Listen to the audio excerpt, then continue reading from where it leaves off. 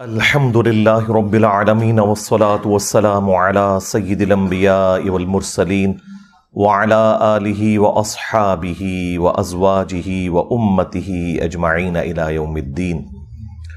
الحمدللہ آج 2 جولائی 2023 کو سنڈے کے دن ہمارا یہ پبلک سیشن نمبر 101 منعقد ہونے جا رہا ہے۔ آپ کے یہ ریئل ٹائم کوسچنز جو ہیں وہ پرچیوں کی شکل میں میرے پاس آ چکے ہیں، انشاءاللہ انہیں ہم بعد میں ڈسکس کریں گے۔ پہلے کرنٹ افیئر کے طور پر اس ویک میں جو سب سے بڑا ایک انٹرنیشنل افیئر وہ سویڈن کے اندر ایک مخبوط الحال شخص نے قرآن حکیم کو آگ لگائی، نعوذ باللہ من ذالک، اعلانیہ، اور یہ سب کچھ اس نے وہاں کی جو کورٹ ہے اور پولیس یعنی جتنے ریاستی ادارے ہیں ان کی سرپرستی میں سب کچھ کیا، فریڈم آف ایکسپریشن کے نام کے اوپر۔ اسی قسم کا ایک واقعہ آلموسٹ 6 مہینے پہلے بھی سویڈن کے اندر ہی ہوا تھا، ترکی کی ایمبیسی کے باہر، اور اس میں بھی اس قسم کی غلیظ حرکت کی گئی تھی۔ اس وقت بھی بہت زیادہ پروٹیسٹ ہم نے کیا اور پوری دنیا کے اندر اس حوالے سے احتجاج ہوئے، حکومتی لیول کے اوپر بھی، عوام الناس کے لیول کے اوپر بھی۔ اس دفعہ بھی کافی سخت رسپانس آیا ہے۔ سب سے زیادہ اچھا رسپانس تو آیا ہے عراق اور ایران کی طرف سے۔ عراق والوں تو ان کی ایمبیسی کے اندر داخل ہو گئے، وہاں پہ توڑ پھوڑ نہیں کرنی چاہیے، لیکن بہرحال جو انہوں نے یہ کہا کہ اس کو یہاں سے نکالیں سفیروں کو ان کے، یہ تو سارے مسلمان ملکوں کو کرنا چاہیے، 60 کے قریب مسلمان ملک ہیں۔ ابھی OIC نے بھی اپنا اجلاس اسپیشل بلایا ہے، میرا خیال ہے اس میں پہلا ڈیسیژن یہی ہونا چاہیے کہ ان کے جو ایمبیسیڈرز ہیں ان کو فارغ کیا جائے۔ دوسری طرف یورپین یونین جو ہے وہ اعلانیہ یہ بات کر رہی ہے کہ ہمارا اس واقعے کے ساتھ کوئی تعلق نہیں ہے۔ انہیں اس واقعے کی سنگینی کا اندازہ ہو گیا ہے کہ یہ معاملہ زیادہ بگڑ گیا، اس وجہ سے وہ اسے ایک مذمت کے اعتبار سے ہی اپنی سٹیٹمنٹ جاری کر رہے ہیں۔ رشیا کی طرف سے بھی سخت مذمت ہوئی ہے، ایران کی طرف سے بھی، ترکی کی جانب سے بھی، پاکستان کی طرف سے بھی۔ کل رات کے جتنے ٹی وی چینلز تھے ان پہ پہلی جو خبر تھی 9 بجے کی خبر نامے کے اندر وہ یہی تھی، اور یہ واقعات آلموسٹ 2011 سے زیادہ شروع ہوئے، آلموسٹ 12 سال پہلے، کہ جو گستاخانہ کارٹونز اور فلمز کا سلسلہ شروع ہوا۔ اس وقت سے مسلسل میں نے مختلف مواقع کے اوپر ویڈیوز ریکارڈ کروائی ہیں۔ اس حوالے سے مسلم عوام کو کیا کرنا چاہیے، مسلمانوں کے حکمرانوں کو کیا کرنا چاہیے، اور OIC کو کیا کرنا چاہیے، یہ پورے کا پورا نیریٹو میں نے 1.5-2 گھنٹے کے اندر ریکارڈ کروایا ہوا ہے۔ کاؤنٹر نیریٹو آن گستاخانہ کارٹون اور فلمز، یا YouTube پہ جا کے لکھیں تو میری تفصیلی ویڈیو کھل جائے گی۔ اب بار بار ان باتوں کو ریپیٹ کرنے کا فائدہ کوئی نہیں ہے۔ اصل چیز یہ ہے کہ ہم اس قسم کے جتنے واقعات ہیں ان سے میسج کیا لرن کر رہے ہیں، اس کے پیچھے موٹیوز ڈفرنٹ ہوتے ہیں۔ ہمیشہ ایسا نہیں ہوتا کہ کوئی اسلام کے ساتھ کسی کو چڑ ہوتی ہے، بعض اوقات ان کی اپنے پولیٹیکل ایشوز بھی ہوتے ہیں۔ یعنی اس وقت یہ جو کچھ سویڈن کے اندر ہو رہا ہے یہ پولیٹیکل ایک ایشو ہے۔ سویڈن جو ہے وہ نیٹو میں شمولیت اختیار کرنا چاہتا ہے، آلموسٹ 50 کے قریب ملک اس میں شامل ہیں،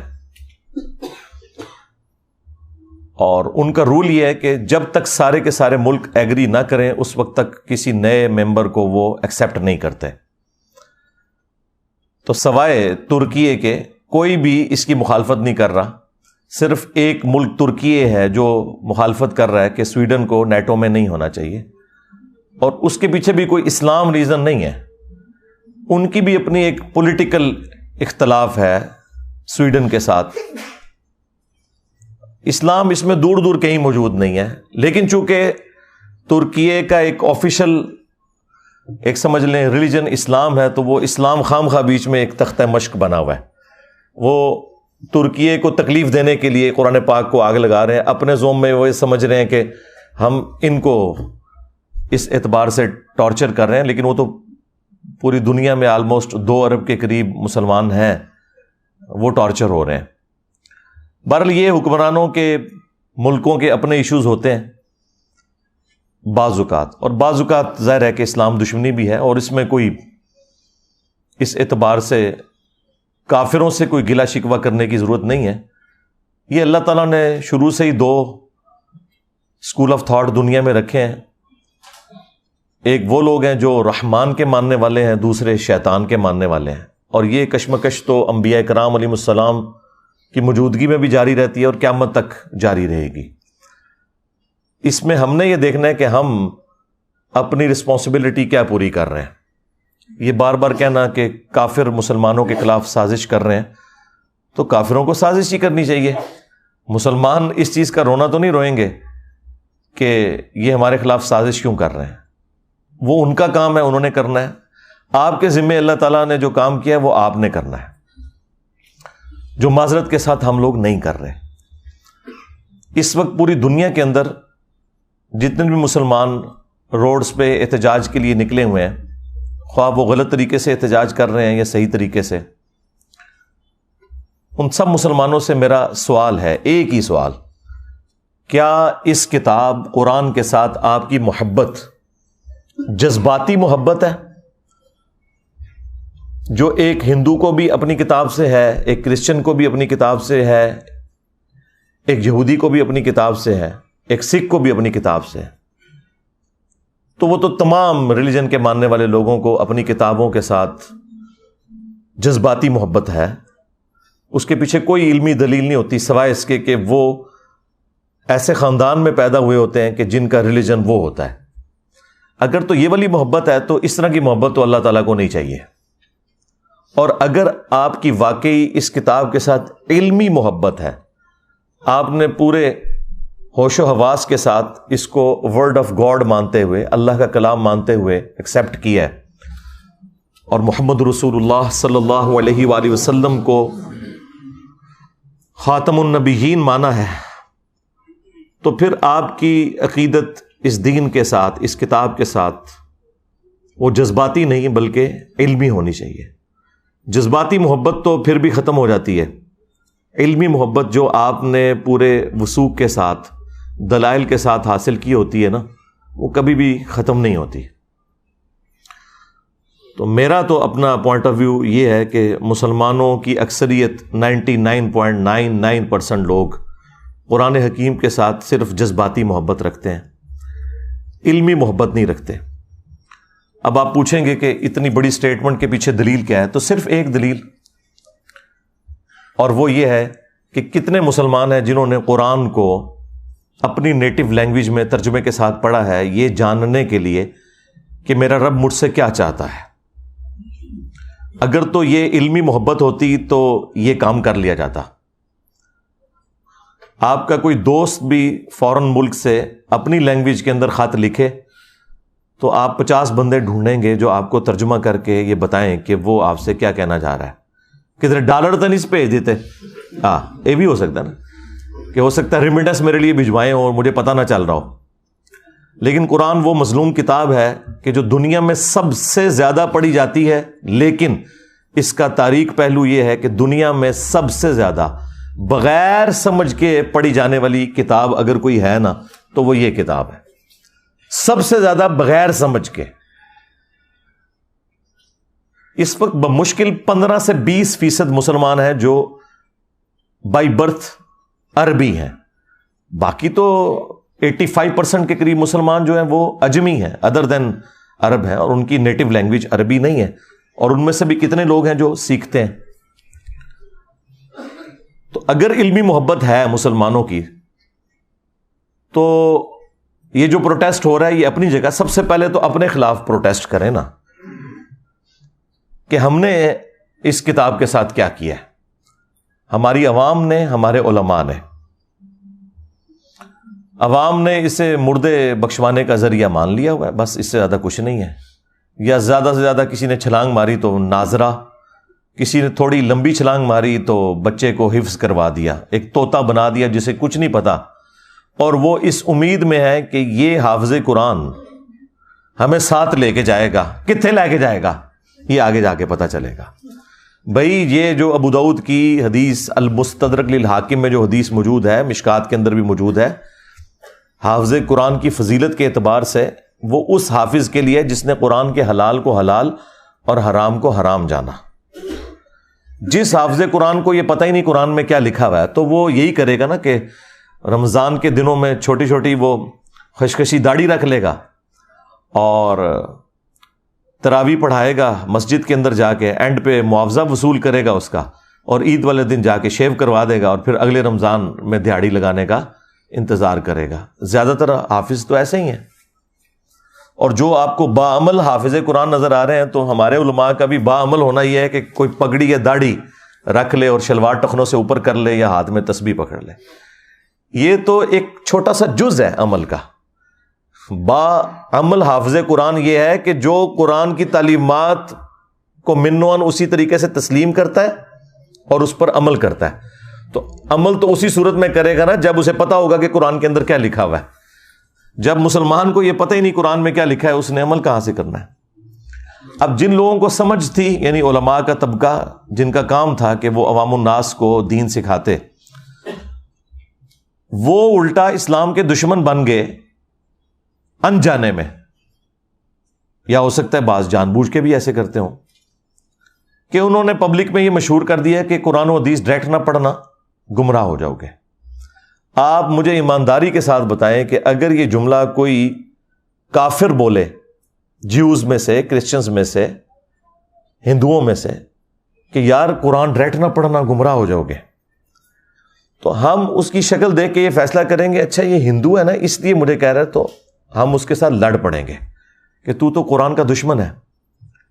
لیکن یہ جو مسلمان نما کافر ہر جمعے کو ممبر پہ چڑھتا ہے اور دنیا میں ملینز آف یہ کفار کے ایجنٹ مولویوں کی شکل میں ممبروں پہ چڑھے ہوئے ہیں، اور آپ کو یہ کہتے ہیں قرآن و حدیث ڈائریکٹ نہیں پڑھنا آپ گمراہ ہو جاؤ گے، اس پہ تو آپ سبحان اللہ کہہ رہے ہوتے ہیں. اس پہ تو میں نے یہ آواز بلند کی ہے نا ان کے خلاف. باقی تو سارے گونگے شیطان ہی بنے رہے ہیں، یہ دبے الفاظ میں بات کرتے ہیں. جی علماء سے جا کے سیکھیں. علماء نے تو خود قرآن نہیں سیکھا وہاں. اور پھر مجھے نہیں سمجھ آتی کہ یہ پبلک کے اندر انہوں نے کیوں مشہور کر دیا ہے کہ جی قرآن ڈائریکٹ نہیں پڑھنا. بھئی قرآن کوئی بھی ڈائریکٹ نہیں پڑھتا، آج تک کسی نے قرآن ڈائریکٹ نہیں پڑھا. ایک مسلمان اردو لنگوسٹک والا جب احمد بریلوی صاحب کا ترجمہ پڑھتا ہے تو وہ قرآن ڈائریکٹ کہاں سے پڑھ رہا ہے؟ وہ تو احمد بریلوی صاحب سے قرآن پڑھ رہا ہے. اگر کوئی ڈائریکٹ اشرف علی تھانوی صاحب کا ترجمہ پڑھتا ہے تو وہ قرآن ڈائریکٹ کہاں سے پڑھ رہا ہے؟ وہ تو اشرف تھانوی صاحب سے قرآن پڑھ رہا ہے. اب کیا دنیا میں کوئی بریلوی یہ جرت کرے گا کہ میں اعلیٰ حضرت احمد بریلوی سے بہتر قرآن کا ترجمہ کر سکتا ہوں؟ کوئی زندہ یا مردہ عالم دین جو بریلوی مکتب سے تعلق رکھتا ہو یہ کلیم کر سکتا ہے کہ میں قرآن کو احمد بریلوی سے بہتر ٹرانسلیٹ کر سکتا ہوں؟ نیور.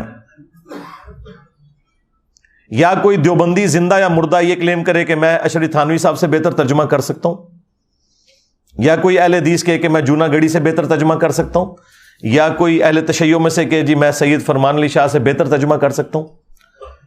تو جب ہم لوگوں کو یہ ریفر کرتے ہیں کہ آپ اپنے اپنے مکاتب فکر کے علماء کے ترجمے پڑھیں تو ہم انہی علماء سے آپ کو پڑھا رہے ہوتے ہیں. یہ جو انہوں نے ڈھکوسلا مچایا نا کہ ڈائریکٹ نہیں پڑھنا گمراہ ہو جائیں گے، انہیں کہ ہم ڈائریکٹ پڑھ ہی نہیں رہے، ہم تو پڑھ رہے ہیں آپ کے بڑوں سے. صحابہ کرام علیہم رضوان میں 1% بھی لوگ نہیں تھے جو لکھنا پڑھنا جانتے تھے. صرف یہ تھا کہ قرآن عربی میں تھا، ان کی اپنی زبان عربی میں تھی. نبی علیہ السلام جب قرآن پڑھتے تھے ان پہ اثر ہو جاتا تھا. آج اگر قرآن آپ کی نیٹو لینگویج کے اندر ہے، آپ بے شک لکھنا پڑھنا بھی نہ جانتے ہوں، آپ کو پتہ چل جائے گا قرآن میں لکھا کیا ہوا ہے. مجھے بتائیں یہ 11 ستمبر 2001 ٹوئنس ٹاور کا جو اٹیک ہوا امریکہ میں، اس کے بعد جو ہزاروں لوگ مسلمان ہوئے ہیں پچھلی 2 دہائیوں کے اندر، کیا انہوں نے علماء سے جا کے قرآن پڑھا؟ اور ان کی اوقات تو یہ ہے کہ دوسری اذان کے وقت لوگ مسجد میں آ رہے ہوتے ہیں. انہوں نے انگریزی میں قرآن کا ترجمہ پڑھا, اسلام قبول کر لیا. اور پھر ان میں سے کئی لوگ ہیں جنہوں نے باقاعدہ پھر اسلام کے دفاع میں کتابیں لکھی, اور یہاں بڑے بڑے علماء بڑے فخر سے بتاتے ہیں کہ دیکھیں جی یہ فلاں انگریز ہے, اس نے نبی صلی اللہ علیہ وآلہ وسلم کے حق میں یہ کتاب لکھی ہے. اب انہی علماء سے پوچھیں کہ بھئی اس کے پاس تو ڈگری نہیں ہے, تم اس کی تعریف کیوں کر رہے ہو؟ وہ کہتے ہیں ڈگری چھوڑیں, بات بڑی اچھی کی ہے, کیونکہ اس کے نام کے ساتھ انجینئر تو نہیں نہ آتا. ہاں بس چپ کتے رہو, انجینئر آئے گا پھر دیکھ لیں گے. دیکھیں آپ لوگوں کو میں چھوٹی چھوٹی ایسی چیزیں بتاتا ہوں جس سے آپ کا دماغ کھلے, کہ جب آپ غیر مسلموں کی مثالیں دیتے ہیں کہ فلاں نے نبی الاسلام کی شان میں یہ کتاب لکھ دی, فلاں نے یہ لکھ دی, تو یار وہ کوئی ڈگری والے لوگ ہیں؟ نہیں, انہوں نے قرآن بھی اپنی نیٹو لینگویج میں اسٹڈی کیا ہوتا ہے, لیکن چونکہ وہ پوری نیک نیتی کے ساتھ یہ کرتے ہیں, اللہ تعالیٰ انہیں اسلام تک بھی پہنچا دیتا ہے. کئی ایسے لوگ بھی ہوتے ہیں اور ان کی ورکنگ آپ کو نظر آتی ہے اور آپ کوٹ کرتے ہیں, ان کے ساتھ کی ورکنگ آپ کے لوگ نہیں کر سکتے. اور یہی حال یہاں پر بھی ہے. جن لوگوں کو اللہ تعالیٰ نے قرآن کی خدمت کے لیے اٹھایا, آپ دیکھ لیں سارے کے سارے نان مولوی ہیں, چاہے مولانا مودودی رحمہ اللہ ہوں, ڈاکٹر اسرار صاحب رحمہ اللہ ہوں, احمد دیدار صاحب رحمہ اللہ ہوں, یہ سب کے سب لوگ اس مدرسہ سسٹم کی آؤٹ پٹ نہیں ہے, خدمت اللہ تعالیٰ نے ان سے لی ہے.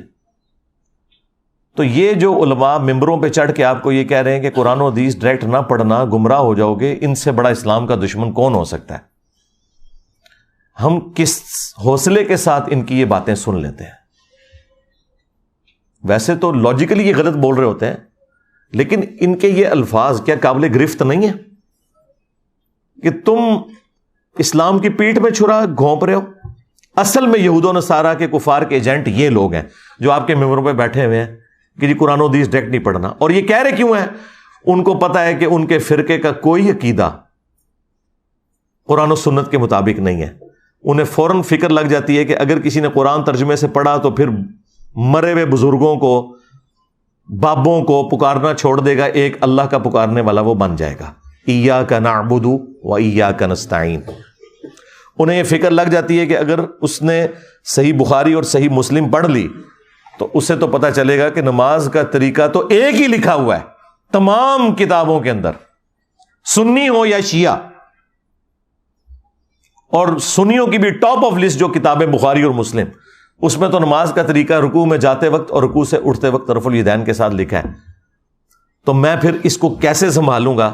یہ تو آگے مجھ سے پوچھے گا کہ بخاری مسلم تمہارے مدارس میں اگر پڑھائی جا رہی ہے تو تم لوگ نماز سنت کے مطابق کیوں نہیں پڑھ رہے؟ یہ پیچھے ریزن ہے, ان کے چندے بند ہو جائیں گے. یہ آپ کو کبھی بھی قرآن و حدیث ڈائریکٹ نہیں پڑھنے دیں گے. اسلام کے ساتھ دشمنی یہ لوگ کر رہے ہیں, قرآن کے بڑے دشمن یہ ہیں. اور پھر دیکھیں کیسی دشمنی ہے ان کی. آپ کو یہ قرآن کے حوالے سے بجائے یہ بتانے کے کہ یہ کتاب ہدایت ہے, آپ کو یہ بتائیں گے جی قرآن میں تو لکھا ہے کہ قرآن پڑھ کے لوگ گمراہ بھی ہو جاتے ہیں. استغفر اللہ. میری یہ بات یاد رکھیے گا, اگر کسی کا یہ عقیدہ ہے کہ قرآن لوگوں کو گمراہ کرتا ہے, ایسا شخص کافر ہے. اس کے کفر میں شک کرنے والا بھی کافر ہے. مسلمان کا یہ عقیدہ ہو ہی نہیں سکتا کہ یہ کتاب گمراہ کرتی ہے, ورنہ ہم غیر مسلم کو یہ کہیں گے کہ بھائی یہ لو کتاب پڑھو, گمراہ بھی ہو سکتے ہو, ہدایت بھی پا سکتے ہو, آگے تمہاری اپنی مرضی ہے. اوکے جی کول ہی رکھو. ہاں لاجیکل. آج اگر کوئی غیر مسلم اسلام قبول کرنا چاہے یا اسلام کو سٹڈی کرنا چاہے اور ہم سے پوچھے بتاؤ تمہاری کتاب کون سی ہے, ہم اسے قرآن دیتے وقت یہ کہیں گے کہ یہ ہماری کتاب ہے, لیکن 50-50 چانسز ہیں, گمراہ بھی ہو سکتے ہو, ہدایت بھی. کہ جی کول ہی رکھو. اور اگر کوئی میرے جیسا مسلمان وہ یہ کہے کہ یہ ہماری کتاب ہے, اسے پڑھو, یہ سراپا ہدایت ہے, اور آگے سے اگر وہ انگریز پوچھ لے کہ کیا تو نے بھی یہی قرآن پڑھ کے اپنے عقیدوں کی اصلاح کی تھی, تو 99% مسلمان جو ہے نا اس کا منہ دیکھیں گے کہ نہیں. پھر وہ آگے سے اگر یہ پوچھ لے کہ اگر تو نے اس کتاب سے ہدایت حاصل نہیں کی ہے تو مجھے کیوں مشورہ دے رہا ہے, تو ہمارے سر شرم سے جھک جائیں گے. قرآن میں کہیں نہیں لکھا یہ قرآن گمراہ کرتا ہے. وہ ایک جملہ، جس طرح میرے کلپ یہ چھوٹے چھوٹے کاٹتے ہیں نا، یہ اللہ کا کلپ کاٹا ہوا ہے ان مولویوں نے. یہ مولوی اتنے ظالم ہیں کہ یہ اللہ کے بھی کلپ کاٹتے ہیں. یضل بہ کثیرا ویہدی بہ کثیرا، یہ اللہ کا کلپ انہوں نے قرآن سے کاٹا ہے. قرآن میں یہ نہیں لکھا ہوا تھا کہ یہ کتاب گمراہ کرتی ہے. قرآن میں تو یہ لکھا تھا کہ اللہ تعالیٰ اس بات سے حیا محسوس نہیں کرتا کہ وہ بات سمجھانے کے لیے مچھر کی مثال دے یا اس سے بھی کسی حقیر چیز کی. اس کا مقصد بات سمجھانا ہے.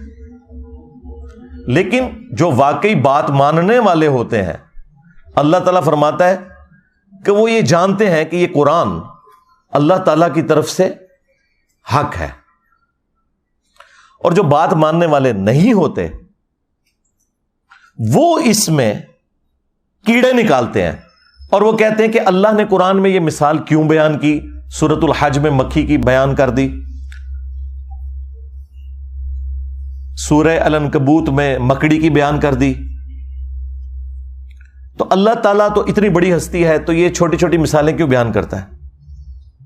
تو اس کے جواب میں اللہ تعالیٰ نے فرمایا کہ جو اہل ایمان ہے وہ تو جانتے ہیں کہ یہ حق ہے تیرے رب کی طرف سے، کیونکہ اس کا مقصد بات سمجھانا ہے. اچھا استاد وہ ہوتا ہے جو اسٹوڈنٹ کے لیول پہ اتر کے بات کو سمجھاتا ہے، اپنے علم کا روب نہیں ڈالتا موٹے موٹے الفاظ بول کے. لیکن یہ لوگ جو ہیں ان کے لیے پھر اللہ تعالیٰ کہتا ہے تمہارے لیے جواب یہ ہے کہ یضل بہ کثیرا ویہدی بہ کثیرا. اللہ تعالیٰ اس کتاب کے ذریعے گمراہ کر دیتا ہے بہت سے لوگوں کو. کن لوگوں کو؟ کہ جو نہیں مانتے کہ یہ اللہ کا کلام ہے اور جو اللہ کی مثالوں کے ساتھ ایگری نہیں کرتے. اور ہدایت دے دیتا ہے بہت سے لوگوں کو. وما یضل بہ الا الفاسقین، اور اس سے گمراہ نہیں ہوتے مگر جو فاسق ہیں، 2 نمبر لوگ جو اترے میں ہیں. اس کو مثال سے سمجھیں کہ ایک ہی بارش ہے، وہ اگر گندگی کے ڈھیر پر برسے گی تو وہاں سے تعفن نکلے گا، اور اگر مٹی پہ برسے گی وہاں سے پھول اور پودے نکلیں گے. تو اللہ تعالیٰ فرما رہا ہے کہ جو یہ قرآن کو تانا دیتے ہیں نا کہ قرآن میں چھوٹی چھوٹی مثالیں کیوں آئی ہیں، تو اللہ تعالیٰ فرمایا کہ جو اہل ایمان ہے وہ تو جانتے ہیں کہ اللہ بات سمجھانا چاہ رہا ہے، اور تم چونکہ بات نہیں سمجھنا چاہ رہے تو یہ اسی لیے نازل ہوئی ہے تاکہ تم اس میں کیڑے نکالو اور گمراہ ہو جاؤ. یہ بات اللہ تعالیٰ نے تانے کے طور پر، ٹونٹ کے طور پہ کی تھی، نہ کہ یہ بتایا تھا کہ قرآن گمراہ کرتی ہے. اللہ نے کہا کہ جو قرآن کو نہیں ماننا چاہتا وہ گمراہ ہو جائے گا، اور جو قرآن کو ماننا چاہتا ہے وہ ہدایت پا جائے گا. یہ بتایا ہوا تھا. اس کو انہوں نے کہہ دیا قرآن گمراہ کرتا ہے. نعوذ باللہ. یہ تو لکھے نہیں. یضل بہ، اللہ نے اس مثال کے ساتھ بہت سے لوگوں کو گمراہ کر دیا. کن کو گمراہ کر دیا؟ جو لوگ اس مثال کو نہیں ماننا چاہتے، چھوٹی چھوٹی مثالوں کو. اور بہت سے لوگوں کو ہدایت مل گئی. جس طرح قرآن میں کئی جگہ ہے کہ جب قرآن نازل ہوتا ہے تو جو اہل ایمان ہے ان کا ایمان بڑھتا ہے. جب کافر ان سے پوچھتے ہیں کہ یہ آیات نازل ہونے سے کیا ہوا، تو اللہ تعالیٰ فرماتا ہے کہ اہل ایمان تو کہتے ہیں ہمارا ایمان بڑھتا ہے اس سے. یعنی جو بات ماننے والے ہیں ان کا ایمان بڑھے گا. اگر کسی کا ایمان نہیں بڑھ رہا اور وہ کہہ رہا ہے میں اس سے گمراہ ہو رہا ہوں، تو اس کا مطلب یہ ہے کہ وہ تو ایمان والا ہی نہیں، اور یہ زیادہ تر مسلمان ہی کہتے ہیں. تو اپنے ایمان کی فکر کرو. پھر دوسری مثال آپ کو دیتے ہیں سورہ الجمعہ سے. وہ کہتے ہیں کہ جی سورہ الجمعہ میں اللہ تعالیٰ نے فرمایا ہے علماء یہود کی مثال گدھوں کی سی ہے، جس طرح گدھے پر کتابیں لاد دی جائیں. تو یہ کوئی کتابیں سامنے رکھ کے یا کتابیں پڑھ کے کوئی بندہ عالم نہیں بن جاتا. یہ تو اللہ تعالیٰ نے گدھوں کی مثال بیان کی ہے. حالانکہ یہ انہی کو ہی اللہ تعالیٰ نے گدھوں سے مثال دی ہے کہ جو لوگ کتابیں صرف سامنے رکھتے ہیں پڑھتے نہیں، ان کے شوکیسوں میں سجی ہوئی ہوتی ہیں. کیوں؟ گدھے پہ اگر آپ کتابیں لاد دیں تو گدھا کتاب کا صرف بوجھ اٹھا سکتا ہے، پڑھ نہیں سکتا. تو اللہ نے علماء یہود کو کہا کہ تم نے بھی ان کتابوں کا بوجھ اٹھایا ہوا تھا کئی صدیوں سے، تمہیں پتا تھا کہ اس کتاب کے اندر آخری پیغمبر کی پیشگوئیاں لکھی ہیں، لیکن جب وہ پیغمبر آئے ہیں تم ان کے انکاری ہو گئے ہو. تو تمہاری مثال ان گدھوں کی سی ہے کہ جن پہ کتابیں لدی ہیں، تم نے وہ کتاب پڑھ کر اس پیغمبر کو نہیں پہچانا. کتاب پڑھنے والوں کو تانا نہیں دیا اللہ نے، نہ پڑھنے والوں کو گدھے کا ہے، یعنی آپ کے بھی علماء کو جنہوں نے شوکیسوں میں سجائی ہوئی اور کہتے ہیں قرآن حدیث ڈائریکٹ نہ پڑھنا گمراہ ہو جاؤ گے۔ یہ مثال تو ان علماء کی بیان ہوئی بھی ہے کہ انہوں نے گدھے کی طرح بوجھ کتابوں کا اٹھایا۔ آج تک کسی نے بخاری مسلم سے نماز کا طریقہ نہیں اپنی پبلک کو بتایا، تو گدھو تم نے یہ بوجھ ہی اٹھایا ہوا ہے بخاری مسلم کا، اس پہ پڑھ کے عمل نہیں کیا، جس طرح علماء یہود نے نبی صلی اللہ علیہ وآلہ وسلم کی پروفیسیز دیکھ کر ان پر عمل نہیں کیا تھا، الٹا رسول اللہ کے مخالف بن گئے تھے۔ آج تم بھی اسلام کی پیٹھ میں چھرا گھونپ رہے ہو، یہ مطلب ہے اس کا۔ جی گدھوں کی مثال آئی ہے، اور گدھو تمہاری مثال آئی ہوئی ہے، اور یہ گدھے کی مثال بخاری مسلم میں نبی الاسلام نے اپنے امت کے واعظین ان مولویوں کے بارے میں بھی فرمایا کہ میں نے کولو کا، جس طرح گدھا ہوتا ہے نا، جس طرح بیل ہوتا ہے نا، اس طرح گدھا بھی ہوتا تھا اگلے زمانوں میں، اس طرح میں نے جہنم میں ایسے لوگوں کو جو لوگوں کو نیکی کا حکم کا کہتے تھے، خود کو نہیں عمل کرتے تھے، یعنی کہ مولوی طبقہ علامہ پاڑے والا، تو ان کو میں نے انتڑیوں کے گرد، اپنی انتڑیوں کے گرد جہنم میں چکر لگاتے ہوئے دیکھا ہے، گدھے کی مانند۔ تو نبی الاسلام نے انہیں گدھے کی مثال بیان کیا ہے، قرآن نے بھی کیا ہے، نبی الاسلام نے بھی کیا ہے۔ قرآن نے تو علماء سوء کو کتا کہا ہے۔ سورۃ الاعراف کی آیت نمبر 175 اور 176 میں بلعام بن باعورہ جو ایک یہودی عالم تھا، تفصیل اس کی المستدرک للحاکم میں موجود ہے، اللہ نے علم دیا تھا لیکن پستی میں گر گیا، دنیا کا کتا بن گیا۔ اچھا وہ چندوں کے چکر میں پڑ گیا، اللہ نے کہا کہ ہم نے اسے علم دیا تھا لیکن وہ دنیا کا طلبگار ہو گیا۔ اب اس کی مثال کتے کی سی ہے، جس طرح کتا ہر وقت زبان باہر نکالے ہوتا ہے، چاہے اس کے پیٹ میں کچھ ہو یا نہ ہو، اس پہ بوجھ ڈالیں نہ ڈالیں، اس کی رالیں ٹپکتی رہتی ہیں نا، اس طرح اس کی رالیں ٹپکتی ہیں۔ یہ چندہ بک لے کے پھرتا رہتا ہے آج کے دور میں۔ قرآن پہ، سنت پہ، انبیاء کرام علیہ السلام کی تعلیمات پر عمل کرنے والوں کو اللہ تعالیٰ نے کبھی بھی قرآن میں برا نہیں کہا، ہمیشہ ان کو کہا کہ جو نام لے کر اس پہ عمل نہیں کر رہے، یعنی علماء سوء۔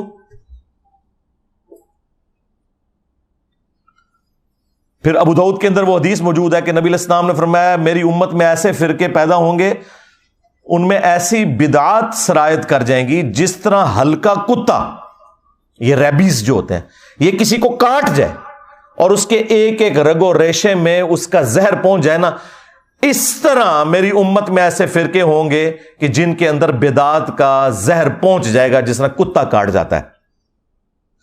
اب میں آپ سے پوچھوں گا، یہ کون سا کتا ہے جو کاٹ جائے تو آپ کے جسم کے اندر مذہب کے پوائنٹ آف ویو سے نیگیٹو چیزیں انجیکٹ ہو جاتی ہیں؟ ظاہر ہے کسی کرکٹر، فٹ بالر، اسکواش کے پلیئر کے کاٹنے سے تو ایسا نہیں ہوگا، مولوی کے کاٹنے سے ہی ہوگا نا، کیونکہ دین کا کسٹوڈین اور دین سکھانے والا کون ہے؟ مولوی۔ تو یہ ہلکا کتا کون ہے؟ اور اگر آپ کو یقین نہ آئے تو آپ بریلویوں سے پوچھ لیں کہ دیوبندیوں کے علماء کیا ہیں، وہ کہیں گے بلعام بن باعورہ۔ ہاں، دیوبندیوں سے پوچھیں، کہیں گے بریلویوں کے علماء بلعام بن باعورہ۔ تو میں جو بات کر رہا ہوں اس کے اوپر اجماع امت ہے، ہاں ذہن میں رکھیے گا، میں نے کوئی ایسی بات نہیں کی ہے کہ جس کے اوپر اتفاق نہ ہو۔ وہ اپنی اینک لگا کے دیکھ رہے ہوتے ہیں نا، اس لیے ان کو برا لگ رہا ہوتا ہے۔ آپ کسی بھی مسلمان سے پوچھیں کہ یہ قرآن حکیم میں جو اللہ نے مختلف جگہ پہ فرمایا ہے کہ جو گمراہی کے پیشواں ہیں یہ اپنے ماننے والوں کو اپنے ساتھ جہنم میں لے کے جا رہے ہوں گے، تو اگر کسی بریلوی سے پوچھیں کیا اس سے مراد احمد بریلوی صاحب ہوں گے، کہے گا نہیں نہیں نہیں، یہ تو دیوبندیوں کے بارے چ ہے۔ دیوبندیوں سے پوچھیں، وہ کہیں گے احمد بریلوی کے بارے میں، اور یہ کہتے ہیں، وہ کتابوں میں بھی لکھا ہے۔ نہ تسلی ہو تو المحند علی المفند اور حسام الارمین پڑھ کے آپ دیکھ لیں، شیطانی لشکر کہہ دیا ہے، کتا تے شاہی کوئی نہیں، شیطانی لشکر۔ شیطان سے بڑا تو اللہ کا کوئی دشمن نہیں نا، اس پلانٹ ارتھ پہ، اس کائنات کے اندر سب سے بڑا گمراہ شخص اگر کوئی ہے نا، شیطان ہے۔ تو یہ سارے ایک دوسرے کو کہتے ہیں، صرف ہم نے اس کو ایکسپوز کر دیا ہے پبلک کے سامنے کہ ان کا پوائنٹ آف ویو کیا ہے۔ آج بھی یہ لوگ سوچ رہے ہوں گے کہ دیکھو مسئلہ سویڈن ہی جو ہے تے انجینئر صاحب ساڑھے مگر پہ گئے نے، اس لیے پڑھے ہیں کہ بھائی ان کی دشمنی تو سب پہ عیاں ہے، پوری دنیا کے لوگ انہیں برا کہہ رہے ہیں، تم لوگ جو ہے نا عزتیں اویل کر رہے ہو اللہ رسول کے نام کے اوپر. تمہارے جو چہروں کے اوپر میک اپ ہے نا, یہ تو میں نہیں اتارنا ہے نا. ان سے ہمیں کم تکلیف ہے. تم نے ہماری نسلیں خراب کر دی, ہمارے آباء و اجداد کو جہنم میں پہنچایا تم لوگوں نے. قرآن و سنت کے نام پہ جو تم بتاتے رہے, جو چورن بیچتے رہے, وہ ہمارے بڑے یہی سمجھتے رہے یہی قرآن و سنت میں لکھا ہوا ہے. اس نے تو دنیاوی طور پر قرآن کو آگ لگانے سے کیا قرآن ختم ہو جائے گا؟ زیادہ زیادہ ہمیں ایک تکلیف ہوئی ہے نا, تو ہم اس کا اظہار کریں گے. تو مجھے بتائیں کتنے مسلمان ہیں جنہوں نے یہ آگ لگائے جانے والے واقعے کے بعد آ کے وی لاگ بنایا کہ ہاں بھائی آج کے بعد میں 5 وقت نماز پڑھوں گا, میں داڑھی رکھوں گا, اور آج سے ہی میں قرآن ترجمے سے پڑھوں گا, اور میں دیکھوں گا کہ میرے رب نے مجھ سے کیا کہا ہے. تم نے میری اس کتاب کو آگ لگائی ہے, میں آج سے اس کتاب کے مطابق عمل شروع کر دوں گا. ایک کوئی گل کر کے دسے, کوئی نہیں کرتا. نہ کوئی عالم, نہ کوئی وائز کسی کو کہے گا کہ تم ایسا کرو, کیونکہ کتی چورا نہ رلی ہوئی ہے. ہاں, گھر کی حفاظت کے لیے کتا رکھا جاتا ہے نا, اگر وہ چوروں کے ساتھ مل جائے تو پھر اس گھر کی حفاظت نہیں ہوتی. آپ کے بھی یہ علماء سو جن کو قرآن میں کتا کہا گیا, جنہیں سنن نبی داؤد میں نبی علیہ السلام نے کتا کہا, جنہیں قرآن میں گدھا کہا گیا, جنہیں بخاری مسلم میں نبی علیہ السلام نے گدھا کہا, یہ بھی مل گئے ہوئے ہیں ان کے ساتھ. قرآن و حدیث ڈائریکٹ نہ پڑھنا گمراہ ہو جاؤ گے, قرآن و حدیث ڈائریکٹ نہ پڑھنا گمراہ ہو جاؤ گے. اور اس بات کے اوپر کسی کی جرت ہی نہیں ہوتی کہ بولے, کہ ان کو للکارے کہ یار یہ کیا بات تم کر رہے ہو, یہ اسلام کے ساتھ دشمنی کر رہے ہو. کیا یہ قرآن و حدیث میں کہیں لکھا ہوا ہے کہ قرآن و حدیث ڈائریکٹ نہ پڑھنا گمراہ ہو جاؤ گے؟ وہ ایک آیت تھی, انہوں نے جو میں نے اس کا بھی کھول دیا کہ وہ اللہ تعالیٰ کا کلپ کاٹا ہوا ہے انہوں نے. اللہ نے کہا جو قرآن کو نہیں مان رہے وہ گمراہ ہو جائیں گے, اور جو اہل ایمان ہے وہ تو کہتے ہیں یہ حق ہے. یہ ساتھ ہی لکھا ہوا ہے اسی آیت کے اندر, یہ کلپ کاٹا ہوا ہے انہوں نے. پرانی عادتاں نے نا جی, پوتڑیاں دے وگڑے نے. انجینئر صاحب دے کلپ نہیں کاٹ رہے, انہوں نے اللہ دے بھی کلپ کٹے ہوئے نے. یضل بہ کثیرا. اور ظالم انسان, کیا تجھے قرآن میں یہ آیت نظر نہیں آئی تھی؟ شہر رمضان الذی انزل فیہ القرآن, رمضان کا مہینہ وہ ہے جس میں قرآن نازل ہوا. ھدی للناس, پوری انسانیت کے لیے ہدایت ہے. وبینات من الہدی, اور اس میں ہدایت کے روشن دلائل ہیں. والفرقان, اور یہ کتاب حق اور باطل میں تمیز کرنے والی کتاب ہے. ھدی للناس, پوری انسانیت کے لیے, مسلمان ہو یا کافر ہو. اور صحیح بخاری میں ہے محمد فرق بین الناس, محمد فرق ہے لوگوں میں حق اور باطل کے اندر. تو دیکھ لیں, نہ انہوں نے قرآن کو پکڑا ہے, نہ محمد صلی اللہ علیہ وآلہ وسلم کی تعلیمات کو پکڑا ہے. اور اگر کوئی پوچھیں تو کہنا جی پیچھے اللہ رسول ہی ہے. ہاں, اللہ رسول پیچھے رکھنے واسطے نہیں ہے, اگے رکھنے واسطے ہے. پیچھے اللہ ہی رسول ہے. عزتیں اویل کی ہیں تم نے اللہ اور اس کے رسول کے نام کے اوپر, عز وجل و صلی اللہ علیہ وآلہ وسلم. چندے کھائے ہیں تم لوگوں نے, جدادیں بنائی ہیں, رسول اللہ صلی اللہ علیہ وآلہ وسلم کے نام پر دھوکہ دے کر لوگوں کو. مکے اور مدینے کے نام کی آوازیں لگا کر تم نے سواریاں سوار کی, لیکن پھینکی جا کے بغداد میں, اجمیر میں, دیوبند میں, بریلی میں. غداری کی ہے تم لوگوں نے. اور دیکھو پھر اللہ تعالیٰ نے تمہارے اوپر بلائے کتنی بڑی چھوڑ دی ہے. جو کہتا ہے کہ میرے نبی عیسیٰ ہے ہی کوئی نہیں, تیرے بابے تھے شے ہی کوئی نہیں. اس تکلیف کا اندازہ آپ کو ہوگا جب آپ دعوت کا کام کریں گے. پھر آپ کو پتہ چلے گا انجینئر صاحب تو بہت نرم ہے, وہ تو خالی شعر پڑھتے ہیں, ان کے ساتھ تو کچھ اور ہونا چاہیے. یہ قرآن کے ساتھ غداری ان لوگوں نے کی ہے. اگر آج مسلمان اس واقعے کے بعد یہ ایک سبق لرن کر لینا کہ ہم نے خود بھی قرآن پڑھنا ہے ترجمے سے, قرآن کی تعلیمات کو سیکھنا ہے اور اپنی اولاد کو بھی سکھانا ہے, تو میں کہتا ہوں یہ نقصان کچھ بھی نہیں ہے اگر ہم یہ کرنے میں کامیاب ہو جائیں. قرآن حکیم میں اللہ تعالیٰ نے تو آپ کے پروفٹ صلی اللہ علیہ وآلہ وسلم کا جو انسٹرومنٹ آف دعویٰ ہے نا, وہ قرآن بتایا. وَأُوحِيَ إِلَيَّ هَذَا الْقُرْآنُ لِأُنذِرَكُمْ بِهِ وَمَنْ بَلَغَ.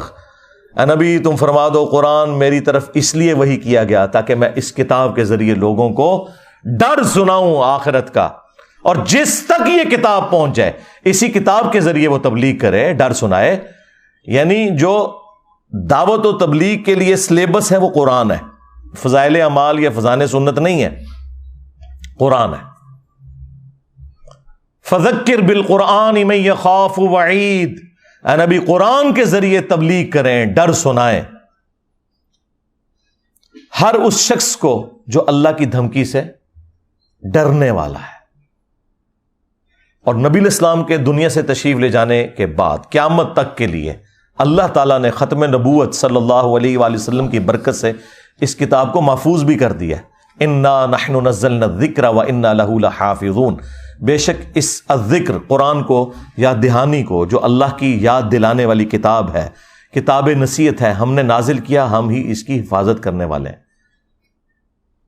اگلی کتابیں ٹیمپر ہوتی تھی، نیا پیغمبر آ جاتا تھا، اب چونکہ پیغمبر کوئی نہیں آنا تو اللہ تعالیٰ نے اس کتاب کو قیامت تک کے لیے محفوظ کر دیا۔ پھر اللہ تبارک و تعالیٰ نے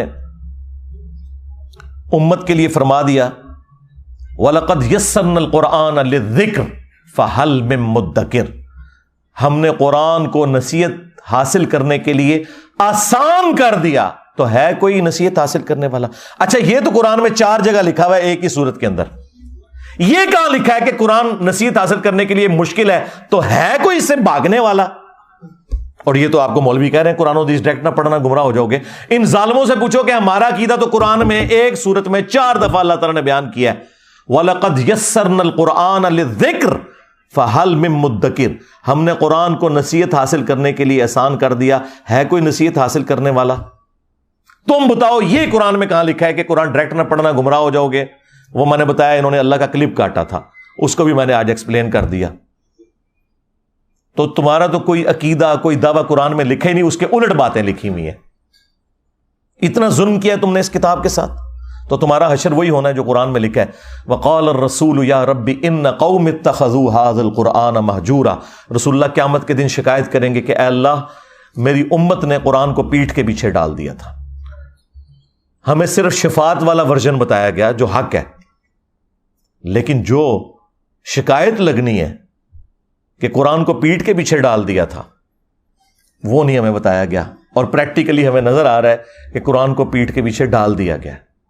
اور نبی صلی اللہ علیہ وآلہ وسلم کو اس چیز کا غم ہے کہ مجھے قیامت کے دن اپنی امت کے خلاف گواہی دینی پڑ جائے گی کیونکہ انہوں نے قرآن چھوڑ دیا۔ صحیح بخاری اور صحیح مسلم دونوں میں یہ حدیث موجود ہے۔ عبداللہ ابن مسعود رضی اللہ تعالیٰ عنہ کہتے ہیں کہ ایک دن نبی صلی اللہ علیہ وآلہ وسلم منبر پر بیٹھے ہوئے تھے تو آپ نے مجھے آواز دی کہ عبداللہ ہمارے قریب آؤ اور ہمیں قرآن سناؤ۔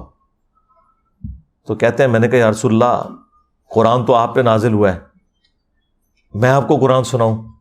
تو آپ نے فرمایا کہ مجھے لوگوں سے سن کر لطف محسوس ہوتا ہے۔ تو عبداللہ ابن مسعود رضی اللہ تعالیٰ عنہ کہتے ہیں کہ میں نے نبی صلی اللہ علیہ وآلہ وسلم کے حکم پر سورۃ النساء کی تلاوت کرنا شروع کی، اور میں جب آیت نمبر 41 پہ پہنچا، آپ اندازہ کریں نبی صلی اللہ علیہ وآلہ وسلم نے آلموسٹ یہ 6 رکوع ہیں جو تلاوت سنی ہے، تو 41 نمبر آیت پہ جب میں پہنچا فَكَيْفَ إِذَا جِئْنَا مِن كُلِّ أُمَّةٍ بِشَهِيدٍ، تو وہ کیا وقت ہوگا کہ جب ہم ہر امت میں سے ایک گواہ کو، یعنی وقت کے پیغمبر کو اٹھائیں گے، کس لیے؟ تاکہ وہ اہل ایمان کے حق میں گواہی دے اور جو ان کے مخالفین تھے ان کے خلاف گواہی دے۔ وَجِئْنَا بِكَ عَلَىٰ هَٰؤُلَاءِ شَهِيدًا، اور اے نبی ہم تمہیں گواہ اٹھائیں گے ان کے اوپر، ان مشرکین عرب کے اوپر جنہوں نے آپ کی مخالفت کی، ان کے خلاف گواہی دینے کے لیے آپ کو جب اٹھائیں گے۔ یہ آیت سورہ النساء کی آیت نمبر 41 جب پڑھی حضرت عبداللہ ابن مسعود رضی اللہ تعالیٰ عنہ نے، تو بخاری مسلم کے الفاظ ہیں کہ نبی علیہ السلام نے کہا کہ عبداللہ بس کرو، عبداللہ بس کرو۔ وہ کہتے ہیں میں نے جب نگاہ اٹھا کے دیکھا تو نبی علیہ السلام کی مبارک آنکھوں سے آنسو روا تھے، آپ کی داڑھی تر ہو چکی تھی اس غم سے کہ مجھے اپنی امت کے خلاف، اپنی قوم کے خلاف قیامت کے دن گواہی دینی ہے قرآن چھوڑنے کے سبب۔ وقال الرسول یا رب ان قوم اتخذوا هذا القرآن مہجورا، اور رسول اللہ شکایت کریں گے کہ میری قوم نے قرآن کو پیٹھ کے پیچھے ڈال دیا تھا۔ اچھا دیکھیں ہم لوگ یہ کہتے ہیں یا اللہ جو کچھ بھی ہیں تیرے محبوب کی امت سے ہے، اور محبوب نہ رو رہے ہیں ہماری وجہ سے. ہم تو اس امید میں ہیں نا کہ نبی علیہ السلام نے ہمیں بچانا ہے، اور نبی علیہ السلام اس بات پر رو رہے ہیں کہ مجھے اپنی امت کے خلاف گواہی دینی ہے. یہ تو چیز ہی کچھ اور نکل آئی. کتنی حیران کن بات ہے. یعنی اس کا مطلب ہے عقل نہ ہوئے تھے موجیں ہی موجاں، عقل ہوئے تھے سوچیں ہی سوچاں. نبی علیہ السلام کو چونکہ پتا تھا کہ آخرت کا معاملہ کتنا سخت ہے، آپ تو رو رہے ہیں کہ یہ تو رگڑے جائیں گے، اللہ تعالیٰ نے جب اٹھانا ہے تو اللہ کا تو کوئی رشتہ دار نہیں ہے، اور مجھے اللہ نے جب گواہی کے لیے تو نبی علیہ السلام نے تو جھوٹ نہیں بولنا، بتا دینا ہے کہ امت نے کیا کیا ہے. اور امت کہہ رہی ہے جو کچھ بھی ہے تیرے محبوب کی امت سے ہے. تو محبوب سے بھی پوچھ لو انہوں نے آپ کے ساتھ کیا کرنا ہے. بخاری مسلم دونوں میں حدیث ہے، نبی علیہ السلام نے فرمایا کہ دیکھنا کہیں ایسا نہ ہو کہ قیامت کے دن کوئی شخص اپنی گردن پہ اپنا اونٹ اٹھائے ہوئے ہو اور وہ چیخ رہا ہو اغثنی یا رسول اللہ، یا رسول اللہ میری مدد کیجئے، میں تمہارے کچھ کام نہیں آؤں گا، میں نے دنیا میں تمہیں بتا دیا تھا اگر تم نے اونٹ کی زکوٰۃ نہیں ادا کی، اللہ کا حق ادا نہیں کیا تو یہ اونٹ تمہاری گردن پہ سوار ہوگا جب تم قیامت کے دن مجھے پکارو گے نا اغثنی یا رسول اللہ. اور یہ میں آپ کو بتاؤں یہ بریلویوں نے باقاعدہ بیج بنایا ہوا تھا، یہ میں نے میٹرک میں یہاں لگایا ہوتا تھا اغثنی یا رسول اللہ، اور یہ پتہ ہی نہیں تھا کہ اغثنی یا رسول اللہ کا جواب آگے سے کیا آنا ہے. پھر آپ نے ایک ایک چیز کا ذکر کیا کہ کسی کے گردن کے اوپر گائے سوار ہو، کسی کی گردن کے اوپر بکری سوار ہو، اور اس نے اس کا حق نہیں دیا. اور یہ تو بات ہو رہی ہے صرف زکوٰۃ کی، نماز تو چھڈ ہی دو سرکار، جنہیں نماز نہیں پڑھی ہوئی وہ تو ویسے ہی فارغ ہے. اور ہم نبی صلی اللہ علیہ وآلہ وسلم کے اوپر امید لگا کے بیٹھے ہوئے ہیں. آپ نے تو شکایت کرنی ہے. بخاری اور مسلم دونوں میں حدیث موجود ہے، بخاری میں موقوفاً ہے، صحیح مسلم میں تفصیل کے ساتھ ہے کہ نبی علیہ السلام جب بھی خطبہ دیتے آپ کی آنکھیں سرخ ہو جاتی، آواز بلند ہو جاتی، غصے میں اضافہ ہو جاتا جیسے کوئی جرنیل اپنی فوج کو تیار کر رہا ہے. اور آپ ہر تقریر سے پہلے کہتے اما بعد فإن خیر الحدیث کتاب اللہ، آگاہ ہو جاؤ حمد و صلات کے بعد کہ سب سے بہترین کلام اللہ کی کتاب ہے. وخیر الہدی ہدی محمد صلی اللہ علیہ وآلہ وسلم، اور سب سے ہدایت یافتہ راستہ محمد صلی اللہ علیہ وآلہ وسلم کا ہے. وشر الامور محدثاتها، اور بدترین کام وہ ہیں جو خود سے دین میں داخل کر دیے جائیں. اور اس طرح کے تمام کام بدعتیں ہیں، تمام بدعتیں گمراہیاں ہیں، اور تمام گمراہیاں جہنم میں لے جانے والی ہیں. تو نبی علیہ السلام کی تقریر کا آغاز ہی یہ ہوتا تھا کہ سب سے بہترین کلام اللہ کی کتاب ہے، اس کے ساتھ اپنے آپ کو آپ نے جوڑنا ہے. بخاری اور مسلم دونوں میں حدیث ہے کہ اللہ تعالیٰ نے ہر نبی کو کوئی نہ کوئی معجزہ دیا تھا جس کی وجہ سے لوگ اس پر ایمان لاتے تھے. مجھے اللہ تعالیٰ نے وحی کا معجزہ دیا ہے، یعنی قرآن. میں اللہ سے امید کرتا ہوں کہ قیامت کے دن سب سے زیادہ متبعین میری امت سے ہوں گے.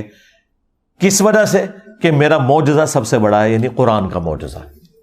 اور وہ حدیث ہے بخاری مسلم دونوں کے اندر کہ جنتیوں کا نصف، آدھے جنتی جو ہیں وہ امت محمدیہ صلی اللہ علیہ وآلہ وسلم سے ہوں گے اس قرآن کے معجزے کی وجہ سے. پھر صحیح مسلم کے اندر حدیث ہے، نبی صلی اللہ علیہ وآلہ وسلم نے فرمایا کہ بے شک اللہ تعالیٰ اس کتاب کی وجہ سے بعض لوگوں کو عروج دے گا اور بعض لوگوں کو زوال پذیر کرے گا. وہی ڈاکٹر اقبال نے جو اسے ٹرانسلیٹ کیا جواب شکوہ میں، وہ زمانے میں معزز تھے مسلمان ہو کر اور تم خوار ہوئے تارک قرآن ہو کر. یعنی صحابہ کرام کو جو اللہ تعالیٰ نے دنیا کا امام بنایا تو قرآن کی پیروی کی وجہ سے، اور تمہاری خواری کا سبب قرآن کو چھوڑنا ہے. تو یہ صحیح مسلم کی حدیث کا ترجمہ ہے کہ اس کتاب کی وجہ سے اللہ تعالیٰ بعض لوگوں کو عروج دے گا اور بعض کو ذلیل کرے گا. یعنی جو اسے چھوڑ دیں گے وہ ذلیل ہوں گے. صحیح مسلم میں یہ حدیث موجود ہے، القرآن حجت لک او علیک، قرآن قیامت کے دن یا تو تیرے حق میں حجت ہوگا یا تیرے خلاف حجت ہو جائے گا. اب مجھے بتائیں کس کے حق میں قرآن حجت ہوگا؟ جو قرآن کو پڑھ کے اس پہ عمل کرے گا. اور کس کے خلاف قرآن حجت ہوگا؟ جو قرآن کے خلاف چلے گا. وہ قرآن کیسے حجت بن جائے گا؟ بھئی قرآن میں جب لکھا ہوا ہے کہ سود حرام ہے اور ایک بندہ پوری زندگی سود کھاتا رہا تو قرآن ہی اس کے خلاف گواہی دے دے گا کہ میں نے تو اسے حرام قرار دیا تھا اور اس نے حلال بنا لیا.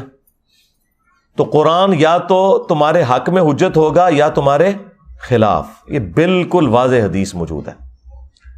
اور پھر جو صحیح مسلم کی اوپر تلے 4 احادیث 6225 سے لے کر 6228 تک غدیر خم کی حدیث، وہ تو میں کہتا ہوں اس پلانٹ ارتھ پہ اس سے زیادہ تعریفی کلمات کسی بھی حدیث کے اندر موجود نہیں ہے قرآن کے حق میں جو غدیر خم کی حدیث ہے. اور وہ نبی الاسلام نے اپنی وفات سے آلموسٹ 1.5 مہینے پہلے وہ خطبہ دیا ہے. حجت الوداع سے آپ واپس آ رہے تھے، خم نامی گاؤں میں پانی کے لیے پڑاؤ کیا. وہاں پہ نبی صلی اللہ علیہ وآلہ وسلم کے لیے اونٹ کے پالان کا ممبر لگایا گیا. آپ اس پر چڑھے اور آپ کی گفتگو ہی کنکلوڈنگ ہے، اے لوگو آگاہ ہو جاؤ، میں بھی ایک انسان ہوں، قریب ہے کہ اللہ کا قاصد یعنی موت کا فرشتہ میرے پاس آئے اور میں اس کی دعوت قبول کر لوں. میں اپنے بعد تم میں 2 بھاری چیزیں چھوڑ کے جا رہا ہوں. ان میں سے پہلی چیز اللہ کی کتاب ہے، اس میں ہدایت ہے، اس میں نور ہے. تم اللہ کی کتاب کو پکڑو.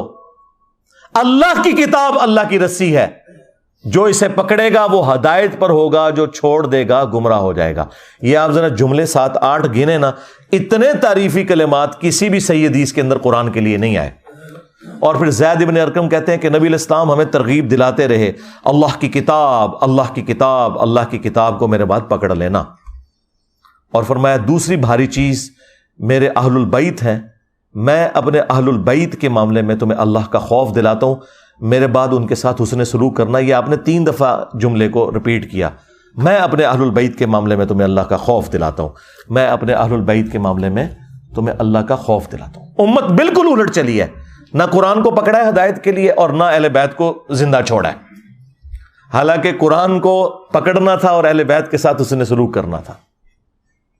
اور اس میں واضح الفاظ آئے قرآن اللہ کی رسی ہے. وہ جو قرآن میں ہے نا وَاعْتَصِمُوا بِحَبْلِ اللَّهِ جَمِيعًا وَلَا تَفَرَّقُوا، تم سب کے سب مل کر اللہ کی رسی کو مضبوطی سے پکڑ لو اور فرقوں میں مت بٹو. ہر کوئی اپنی تشریح کرتا تھا رسی کی. قرآن کی اس آیت کی تشریح نبی علیہ السلام نے خود کی ہے کہ یہ قرآن کے بارے میں ہے کہ یہ اللہ کی رسی ہے، کامن بانڈ مسلمانوں میں.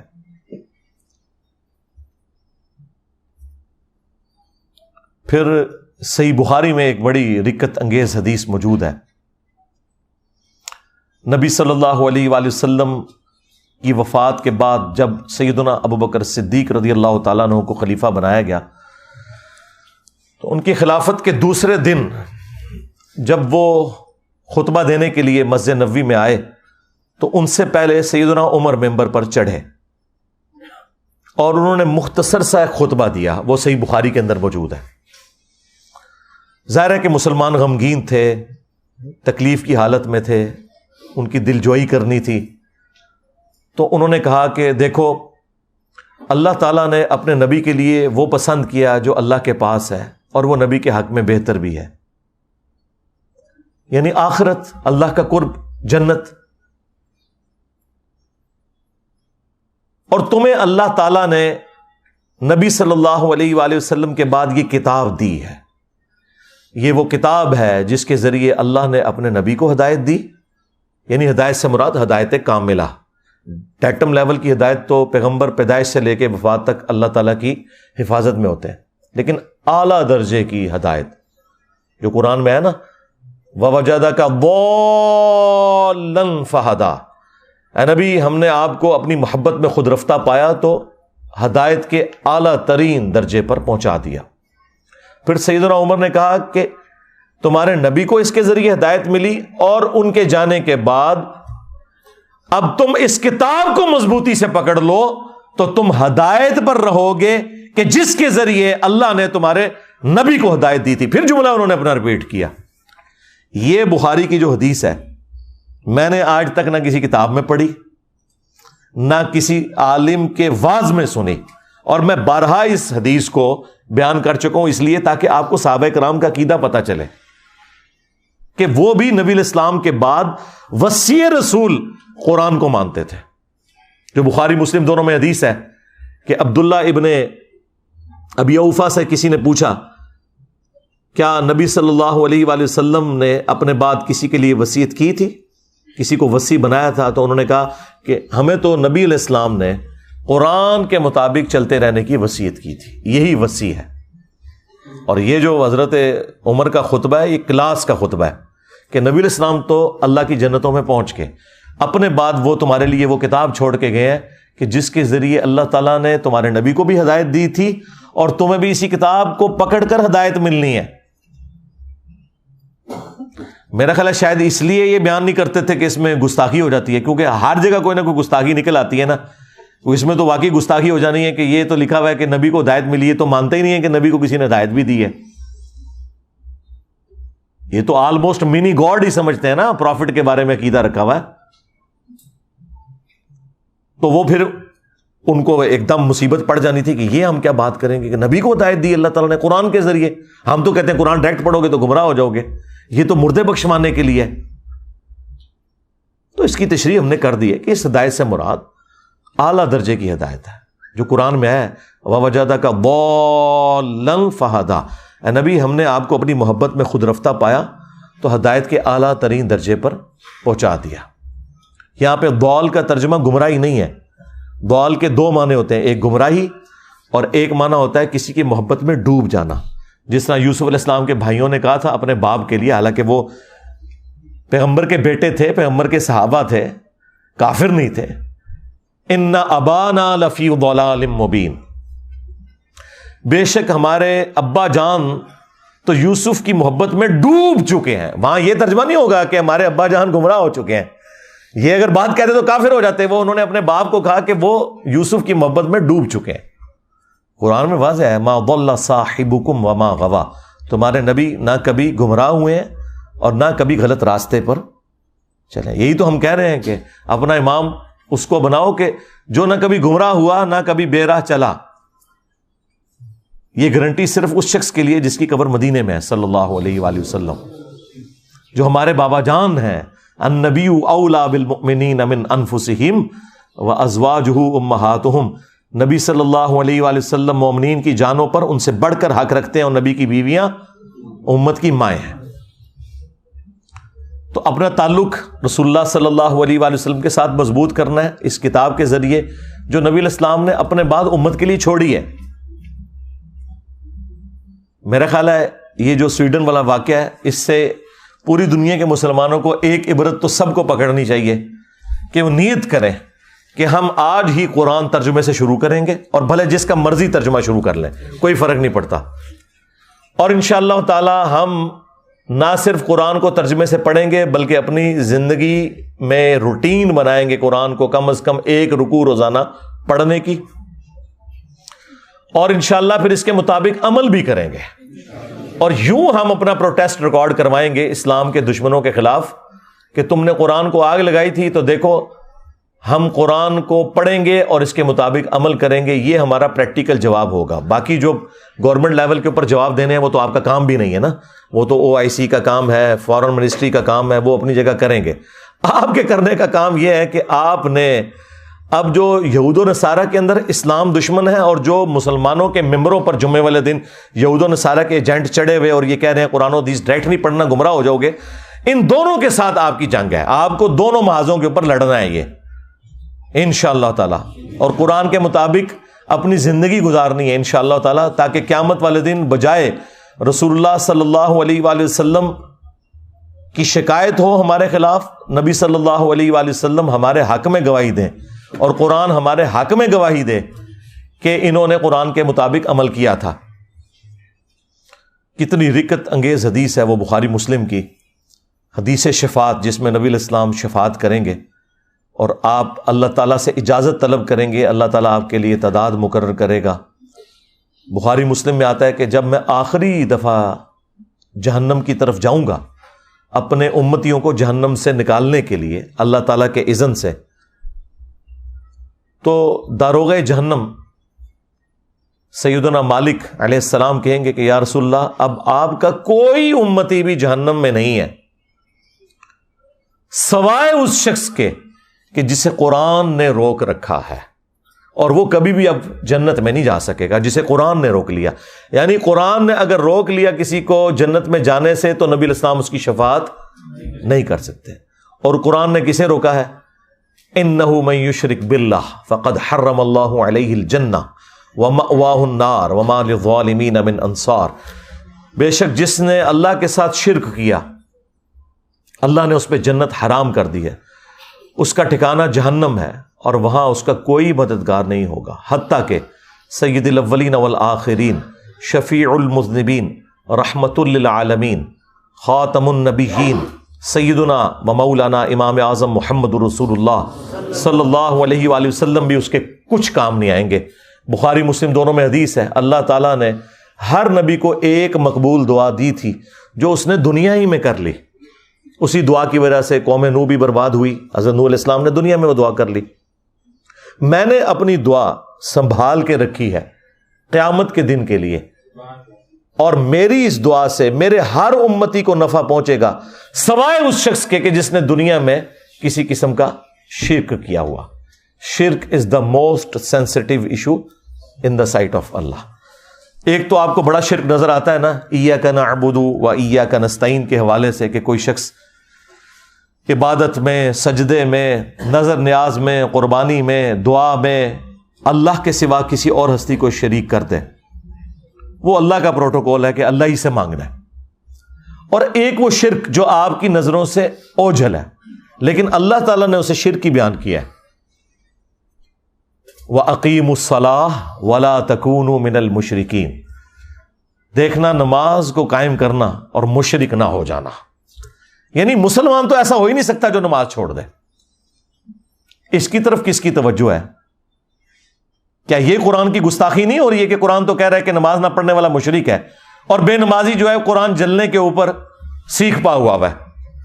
تو نے تو پریکٹیکلی قرآن کو جلا دیا ہوا ہے، نمازیں چھوڑ کر، قرآن کی تعلیمات چھوڑ کر۔ پھر صحیح مسلم کی حدیث کہ بندے کے کفر اور ایمان، شرک اور اسلام کے درمیان فرق نماز ہے۔ پھر صحیح مسلم میں حدیث عبداللہ ابن مسعود کہتے ہیں کہ نبی علیہ السلام کے مبارک زمانے میں اگر کوئی شخص بیمار بھی ہوتا تھا نا اور دو بندوں کے سہارے وہ مسجد میں آ سکتا تھا تو وہ مسجد میں آ کے نماز پڑھتا تھا، کہیں اسے منافق شمار نہ کر لیا جائے۔ اور صحابہ کرام کو کیا پتا تھا کہ پاکستان میں کروڑوں لوگ شناختی کارڈ میں مسلمان ہیں، نماز ایک بھی نہ پڑھ کر۔ یہ تو بڑا آسان اسلام ہے، لیکن اس اسلام نے آپ کو کوئی فائدہ نہیں دینا۔ جامعہ ترمذی میں حدیث ہے، نبی صلی اللہ علیہ وآلہ وسلم نے فرمایا کہ ہمارا اور منافقین کا عہد نماز کی بنیاد کے اوپر قائم ہے، جس نے نماز چھوڑ دی اس نے کفر کیا۔ اور جامعہ ترمذی میں حدیث ہے، عبداللہ بن شقیق تابعی کہتے ہیں کہ صحابہ کرام علیہم رضوان تارک الصلاۃ کے سوا کسی کی تکفیر نہیں کرتے تھے، یعنی وہ نماز چھوڑنے والے کو کافر سمجھتے تھے۔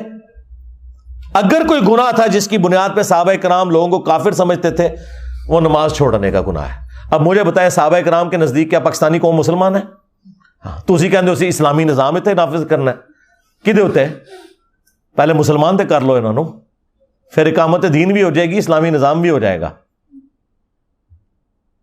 پھر سنن ابی داؤد میں حدیث ہے، نبی علیہ السلام نے فرمایا کہ قیامت کے دن سب سے پہلے سوال ہوگا نماز کے بارے میں۔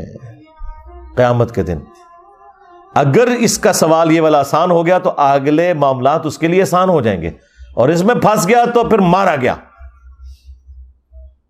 اور ابو داؤد میں حدیث ہے، جب بچہ 7 سال کا ہو جائے اسے نماز کا حکم دو، اور 10 سال کا ہو نماز نہ پڑھے تو مارو اسے۔ اور بچوں کے 10 سال کی عمر میں بسترے بھی الگ کر دو۔ پھر جو مسند احمد کے اندر حدیث ہے کہ نبی علیہ السلام نے فرمایا کہ نمازی کے لیے نماز قیامت کے دن روشن دلیل ہوگی،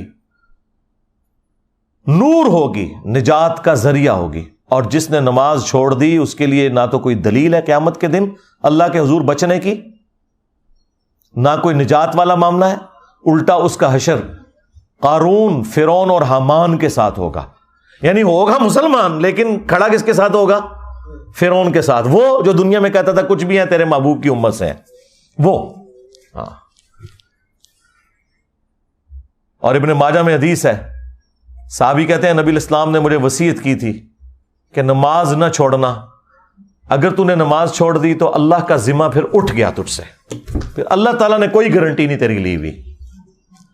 تو نماز اور قرآن یہ آج کے 2 تحفے ہیں میری طرف سے اس دکھی امت کے لیے جسے سویڈن میں قرآن کے جلنے کا غم ہے، لیکن وہ خود قرآن کو آگ لگائے ہوئے ہے، انٹلیکچوئل آگ. اور جن علماء کا وہ پیروکار ہے، جن بزرگوں کا وہ پیروکار ہے، وہ بھی قرآن کے دشمن. تو مرنے سے پہلے اے مسلمان کر لے اس پہ غور. کتابوں کا خدا اور ہے، بابوں کا خدا اور. اگرچہ بابے بھی اسی خدا کو مانتے تھے، وہ تو جیوز اور کرسچنز بھی اسی خدا کو مانتے ہیں، لیکن ان کوالٹیز کے ساتھ نہیں جو قرآن و سنت میں آئی ہیں، بلکہ ان کی اپنی تعلیمات ہیں. اور یقین کر جب یہ تو غور کر لے گا تو تیرے اندر سے آواز نکلے گی کیا کہ نہ میں بابی، نہ میں بابی، میں ہوں مسلم علمی کتابی. اور اگر یہ نعرہ ہر جگہ سے بلند ہو کہ نہ میں بابی، نہ میں بابی، میں ہوں مسلم علمی کتابی، تو آپ دنیا میں یہ چینج دیکھیں گے کہ انشاءاللہ تعالی فرقوں کی دکانیں بند. The damage has been done. صلو علی محمد وآل محمد، اللہم صلی علی محمد وعلی آل محمد واصحاب محمد وازواج محمد وامت محمد اجمعین الی یوم الدین. آمین.